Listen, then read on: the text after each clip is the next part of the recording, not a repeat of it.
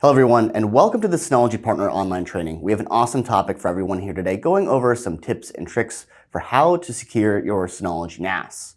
Now keep in mind, before we dive into the topics here today, these different tips that we're going to be providing today and how to do them are not a one-size-fits-all solution.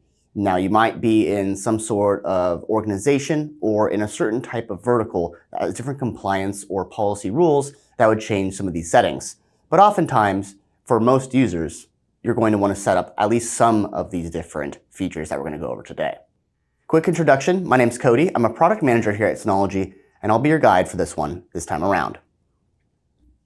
Now to begin, we're going to go over our agenda for today's session. Now it's going to be a little bit of a different format than some of our other webinars because we're going to be focusing on mainly security, and we're going to divide this up into 4 different areas. Starting off with system security, moving into data security, then network security, and rounding things off with user security and controls you can put in place on your Synology NAS. So moving on into section 1 for system security. So in terms of system security, what we really mean is making sure your Synology NAS is up to date, notifying you, and you're using the proper settings to make sure everything stays healthy. Now, one of the main things you want to do is enable some sort of auto update for your operating system DSM on the NAS. Now, you can set this to actually do just the latest security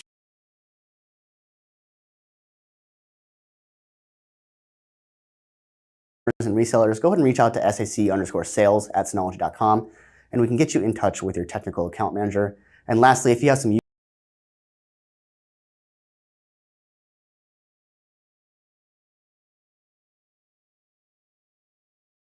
server shared folder in control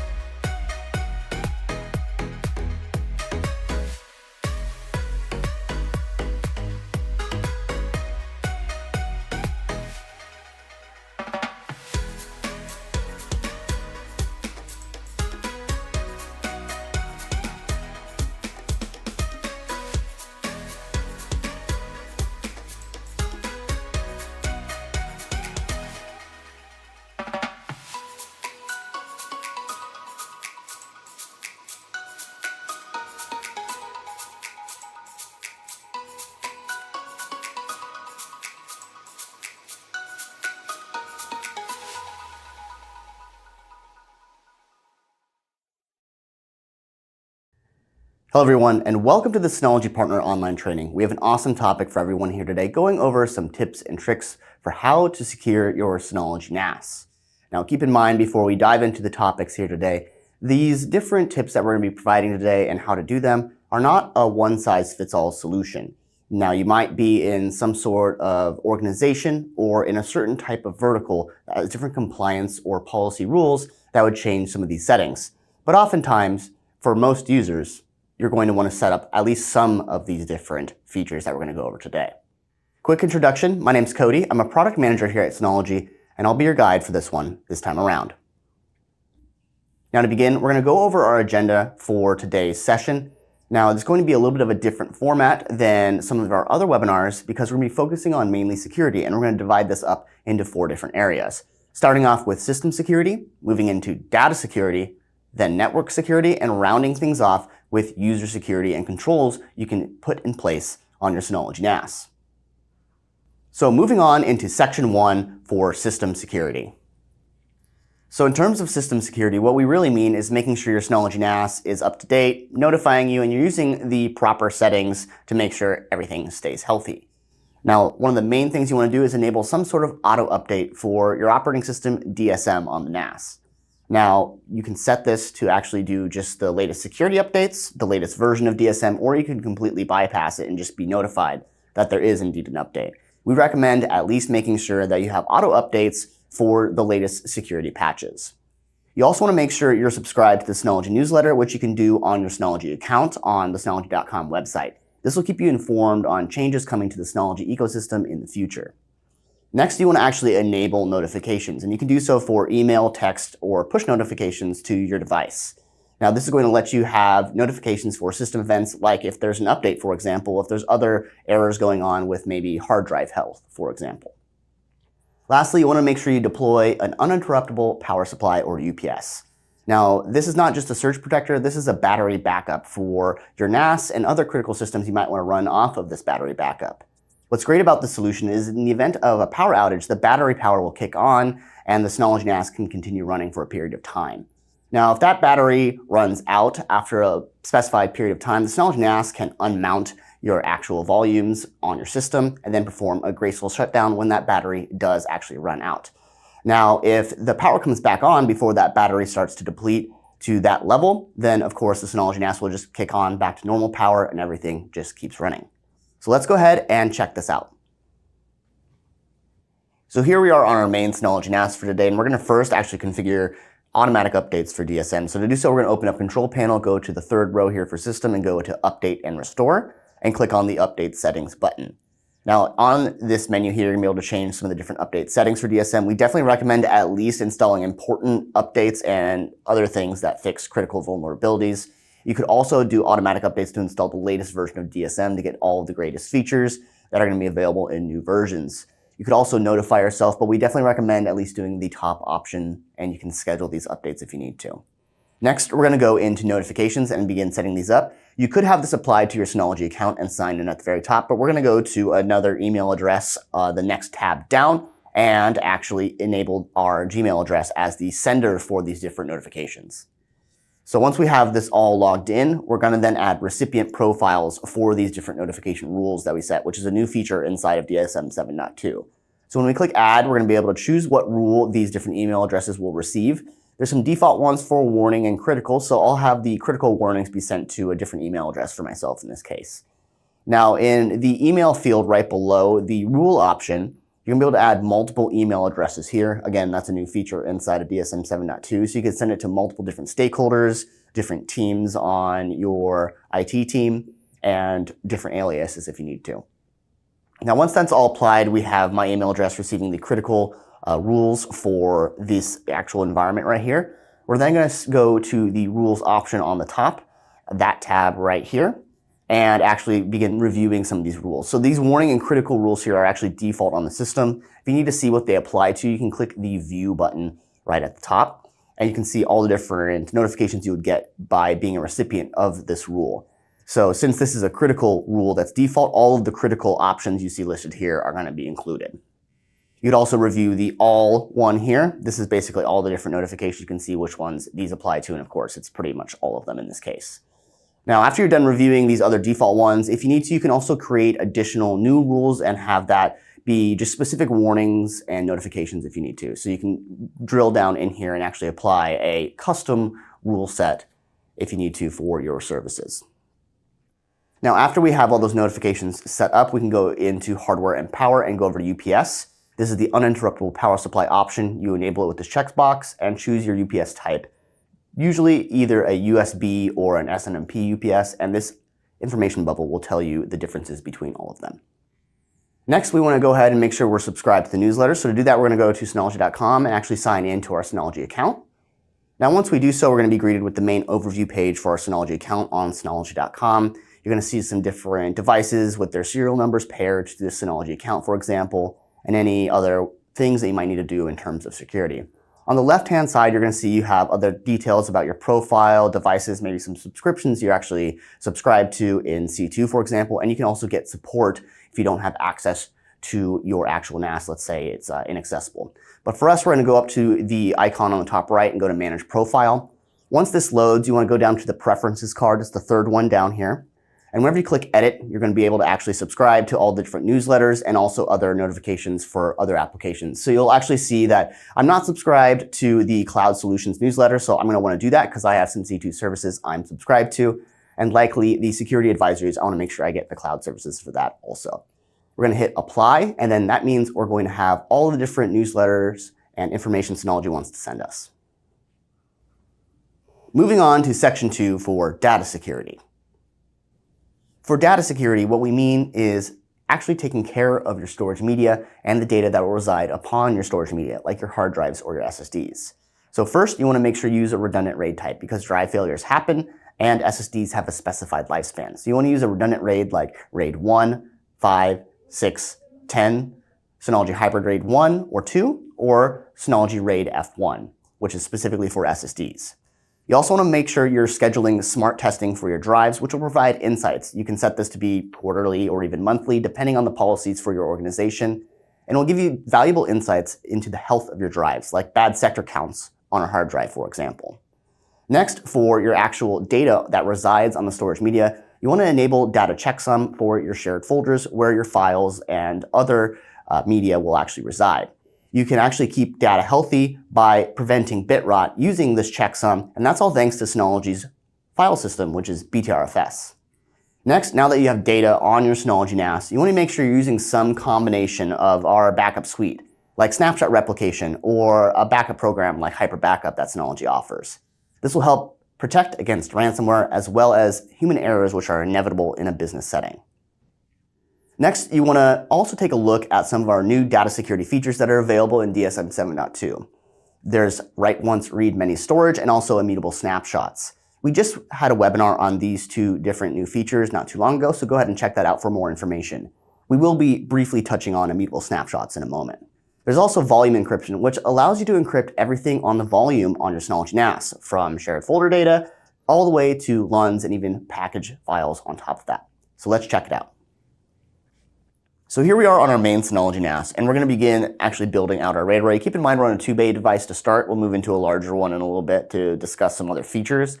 But for this 2-bay device, that'll influence our RAID array selection. So what we're going to do first is actually move into our storage manager. So what we're going to do is go to our main menu and actually select the storage manager. And since we don't already have a storage pool created, it'll automatically open up this wizard to make you actually set that up. So we're going to choose RAID 1 for our RAID array to give us that redundancy in case one of our drives fails. We're going to select our drives and continue on with the wizard. We're going to add all of the space we can to this volume size. We're going to select our file system, BTRFS of course, and we're going to go ahead and click continue. And this will start building out your RAID array. And so we're going to let that finish. In the meantime, we're going to move over to a separate Synology NAS to show you some of the other new features inside of DSM 7.2. So this is a more modern, brand new NAS in our lineup, a DS3622 XS Plus. If we go to create another volume in this case, this device actually supports encrypted volumes. So we're going to add another volume that will be on storage pool 2 since it has some extra space. And we're going to be able to encrypt this volume. And this includes all the data on the volume from your files to your package data and even LUNs on top of that. We'll type in our encryption key for our vault, and once this is all finished, we'll be able to create this encrypted volume. Again, we're going to let this all build out on our main Synology NAS, and we'll come back and actually set up other testing and checksum in just a moment. Next, what we're going to do is enable smart testing for the Synology drives that are installed on our Synology NAS. To do so, we're going to stay in Storage Manager and go over to the HDD and SSD tab on the left-hand pane, and we're going to go to Settings and actually go to Test Scheduler. Once we hit Create, we're going to begin setting up this specific test. We're going to do an extended test to get the most insights possible, and you can have this test all supported drives or just specific ones, especially useful if you're staggering your testing on your drives over time. Now under Schedule, you're going to be able to schedule these tests up to a month, every 3 months, 6 months, etc. You want to set this to be reflective of your internal company policies. So we do probably 3 or 1 month in our case. Now what we're going to do is go over to our control panel and begin setting up our shared folder with data checksum. We're going to go to Control Panel, go to the Shared Folder tab, and hit Create. We've gone over this many times in Synology Partner Online trainings in the past, so we'll breeze through this a bit. We're going to name this folder File Server in our case. And on the next screen, you're going to be able to protect this folder with shared folder encryption or even worm technology. We went over worm storage in a previous webinar, so if you need more information on that, go ahead and check that webinar out. So we're going to just skip these for today. Next, on this next page, you can enable the checksum that we've been mentioning. So you want to enable this top checkbox, which helps give you advanced data integrity using the file system BTRFS's own technology built into the system.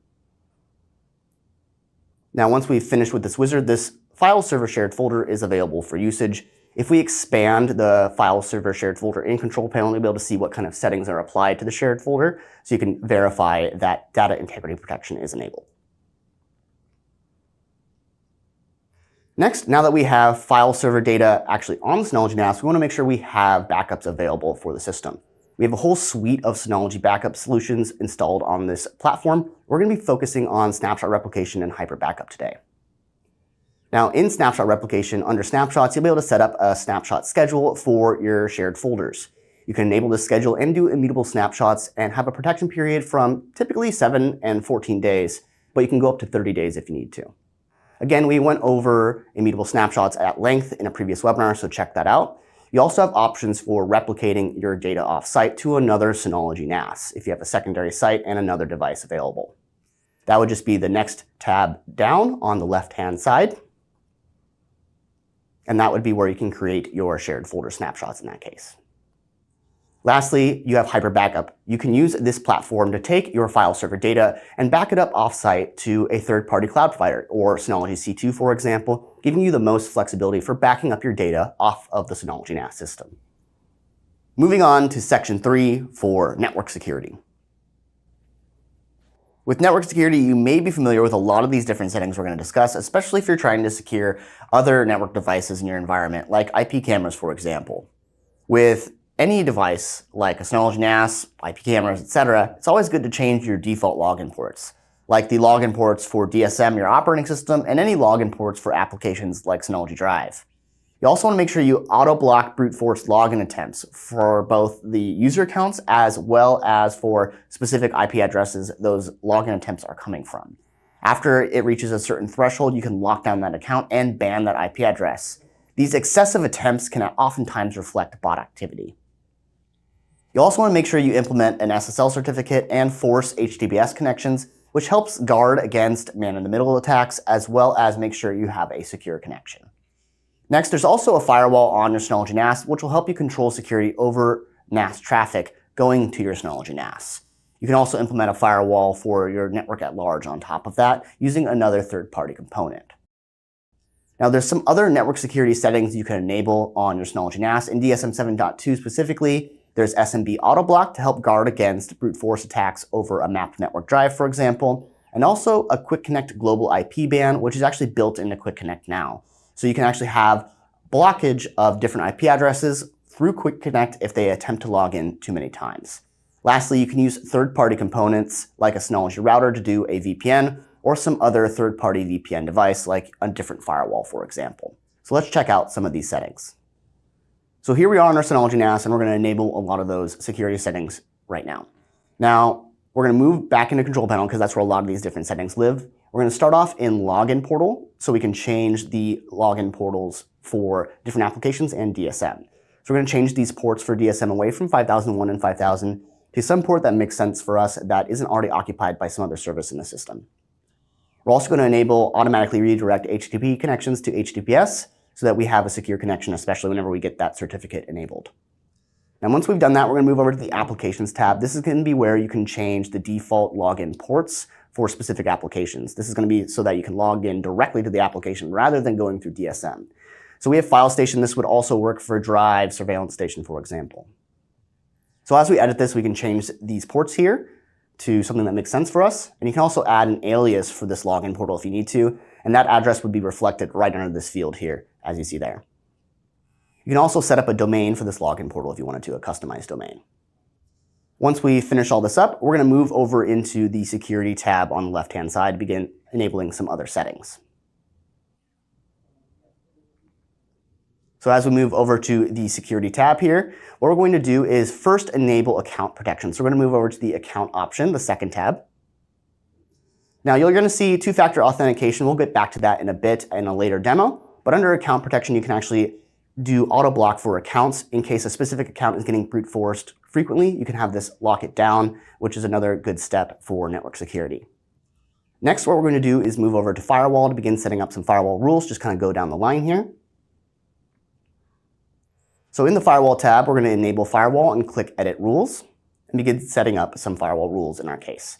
Now on this main screen, it's going to be for all interfaces. If you want to get more granular, you can use this drop down to do firewall rules for specific interfaces, and that's what we're going to do. We're going to do this for LAN 1, and we're going to set up allow rules. So we're going to deny everything that doesn't match a specific rule and go ahead and hit create. Now on the screen, you're going to be able to do this for specific ports or applications. So we're going to do this for applications for the management UI for DSM, as well as, let's say, Windows file server features. Now you can choose what you want to block, what the source IP is in our case. With this, we're going to be doing an allow rule. So we're going to do a specific IP. We're going to allow my computer to access this. But you can also do locations on top of that for geolocation for the United States or what have you. So what we're going to do is go to specific IP and set this up for my specific IP address to just allow my computer to interact with this NAS on the management ports as well as through Windows file server, for example, since I'll be the only one using it anyway. Now, once this is all done and we hit OK, it's going to end up doing a check to make sure you didn't do any rules that will accidentally block your current system that you're interacting with the NAS on. And once that's all finished, you'll be good to go with the firewall rules. You can, of course, create many more if you need, depending on your use case. Now, under protection, this is going to be where you enable auto block. Now, this is going to be auto blocking IP addresses that try to brute force into your NAS too many times. And you can do that at the very top. And there's also denial of service protection as well. Just enable it with the checkbox. Lastly, we're going to go ahead and add our certificate. Now, we're going to use Let's Encrypt in this case. So we're going to add our certificate, go through the process of adding our Let's Encrypt certificate information, and we're going to let it do its full authentication. Lastly, we're going to change the certificate settings so that DSM actually uses this new certificate that we want it to use. And now that this is all completed, you've enabled many of the different network security options that are available on your Synology NAS. Moving on to Section 4 on user security. User security settings are some of the most important settings in your Synology NAS because the users themselves are oftentimes utilized as an attack vector for gaining access to your data. You want to first enable file operations logging so that you can monitor data access patterns for audit, which is a requirement for HIPAA compliant deployments, so make sure you enable that. You also want to require two-factor authentication for all users, helping to solidify user login security by requiring essentially two components to log in. You also want to design password strength rules to stop users from using simple passwords like the word password, a series of numbers, etc. You also want to make sure you install antivirus and use Security Advisor built into the Synology NAS. This helps mitigate known threats and allows you to automatically find any settings you may have missed whenever you've been enabling a lot of these other security settings. There's some other security features that are available in DSM-7 and DSM-7.2 respectively. One of those being Secure Sign-In, which allows you to use a one-time password, approved sign-in, a hardware security key, or even Windows Hello and macOS Touch ID to log into the system. With DSM 7.2, you also have Adaptive MFA, which allows admin accounts to go through another authentication step when accessed from untrusted connections. So some of the adaptive MFA triggers for your admin accounts are if you're connecting to it through an unrecognized device, if you're connecting through a strange WAN connection, or again, if you have it as a password-only admin account. If you already have 2FA enabled, you would actually log in through that workflow. So to actually get this adaptive MFA login confirmation completed, you can use the Synology Secure Sign-In app, DS Finder, and if you don't have access to those apps, you can also use an email using the email address associated with that user account. So let's check out some of these features. Back on our main Synology NAS, we're going to move through actually setting up some user protections like password strength rules, as well as actually setting up file logging. So we're going to start off with that file logging. We're going to move into Control Panel, File Services, and SMB. And we're going to go to the Log Settings button. We're going to enable all these different checkboxes so that we know how and when people are actually interacting with our data. This is especially important for HIPAA compliance if that applies to you. Now, you might also be interacting with your files through FileStation and not just a mapped network drive through SMB, for example. So we're going to also open up FileStation and enable logging there. So under FileStation, we're going to go to Settings. It's a button across the top. And once there, the Enable FileStation Log button is at the very top. You're going to check this box and also hit Save here. Now, once this is all done, you have insight into how people are actually interacting with data on your system. So we're going to exit out a lot of these different menus and go back to Control Panel in this case. And we're going to set up those password strength rules. So under Control Panel, we're going to go to User and Group. We're going to go to the Advanced tab along the top. And we're going to enable a lot of these different features like force password change after the admin changes the password for you, include special characters, exclude common passwords like the word password, for example, and also do a password history, let's say 5 times, for example. But you can change that based on your internal policy needs. Now, once we've set everything, including our password history, you can also enable password expiration, essentially setting a validity period for those passwords. Now, whenever you enable password expiration, you're also able to exclude certain accounts, even admin accounts, for example.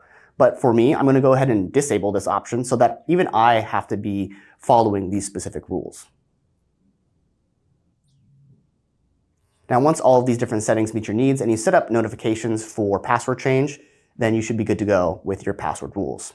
I'm also going to force all users to change password at the next login because I changed a lot of these password settings and I want them all to follow it.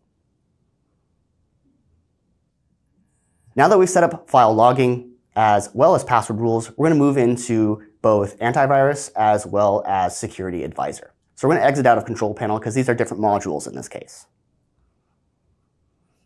Now, once we exit out of Control Panel, we're going to move over to the main menu and open up our antivirus, AV.